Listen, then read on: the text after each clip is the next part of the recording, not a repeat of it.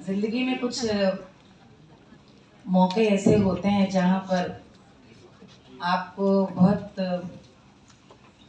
ये एहसास होता है कि ये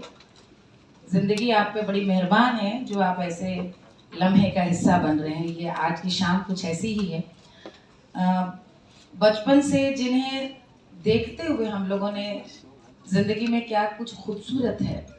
सिनेमा, कविता, संगीत, किरदार, ऐसी दो शख्सियतें यहाँ बैठी हैं और उनमें गुलजार साहब आपको प्रणाम करती हूँ और मीमा जी आपको प्रणाम करती हूँ, आप सभी आदरणीयों को प्रणाम करती हूँ। यतीन्द्र, वो मैं भाभी कहते हैं, वो हमारा देवर है, छोटा भाई है। इस पुस्तक से और आपके उनसे लगाव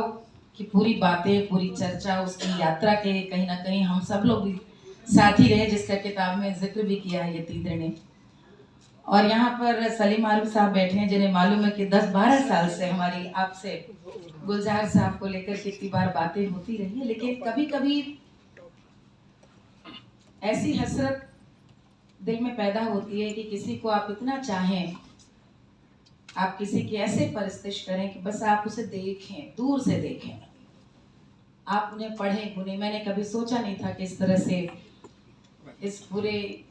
शाम का हिस्सा बनने का मौका मिलेगा। और मैं जब मोहित की यतीन्द्र की किताब देख रही थी, इतनी खूबसूरत किताब है, इतने दिल से लिखी है। मेरे ख्याल में आप सभी लोग पढ़ेंगे तो कभी कभी एक इतनी जिंदगियां, एक इतने क्रिएटिव इंसान लोग इतनी जिंदगियां उसमें जी चुके होते हैं कि वे शायद खुद भी नहीं जानते कि वे किस किस दौर से गुजरे हैं। लेकिन ये मेहरबानी शायद गुलजार साहब के सभी आशिकों पर आपने किए, यतीन्द्र की उस किताब को पढ़ करके हम लोग दोबारा से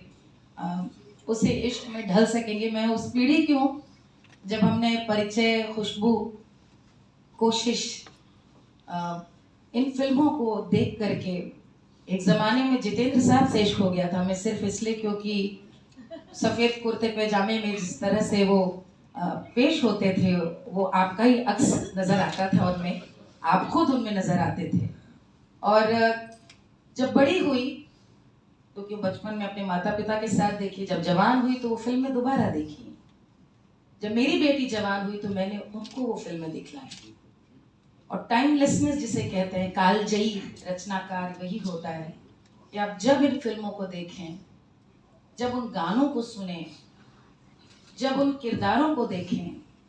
तो आपको ये लगे कि ये हमने वाकई वो किताब थी जो उस तरह ढंग से उस समय पढ़ी नहीं, अभी पढ़ने में कोई नई बात नज़र आ रही है। मुझे बहुत बहुत मुबारकबाद आप सबको देते हुए, इतनी अच्छी आज यहाँ पर पूरी ऑडियंस यहाँ पर बैठी है। मैं आज आपने यहाँ बुला दिया, मुझे वाकई इसकी उम्मीद नहीं थी, लेकिन मैं आपको बस ये बताना चाहूँगी गुलजार साहब, रोज़ सुबह, आज सोशल मीडिया का दौर है, आपको भी इस बात का इल्म होगा कि सुप्रभात आजकल आपको भी नहीं पता होगा कि आपके किस लिखे हुई शेर के द्वारा नीचे आपकी तस्वीर और गुलजार साहब करके पूरे हिंदुस्तान और दुनिया भर में आप रोज याद किए जाते हैं इस तरह से। क्योंकि मुझे लगता है आज जिस दौर में हम जी रहे हैं, वहाँ पे आप एक इतनी बड़ी उम्मीद है, जिसे कहते हैं ना क्लास। हम लोगों ने बहुत सारी बड़ी शख्सियतों को देखा, अपने सामने से गुजरते हुए देखा, लेकिन हम लोग इतने खुश नसीब हैं कि आप हमारे सामने हैं। एक बहुत बड़ी पीढ़ी, चाहे वो कलाकार हो, म्यूजिक डायरेक्टर हो, लेखक हो, शायर हो, सिनेमा आर्टिस्ट हो, गायक हो, आपको देखते हैं, सीखते हैं और आपसे नित्य प्रेरणा पाते हैं, आपकी खुददारी से, आपकी मौलिकता से। और बस हमारे जैसे बहुत सारे लोग आपसे इश्क कर, आप शतायु हो, यही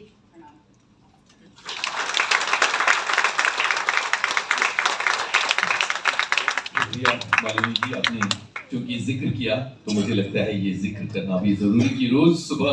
व्हाट्सएप पर कई असली और कई फेक चीजें गुलजार साहब के नाम से ट्रेल की जाती हैं और इसलिए हम सब जो गुलजार साहब की शहदाई हैं वो #NotByGulzar चलाते हैं। आपको जहां कहीं भी इस तरह की चीजें नजर आए जो गुलजार साहब की नहीं है, #NotByGulzar एंटर।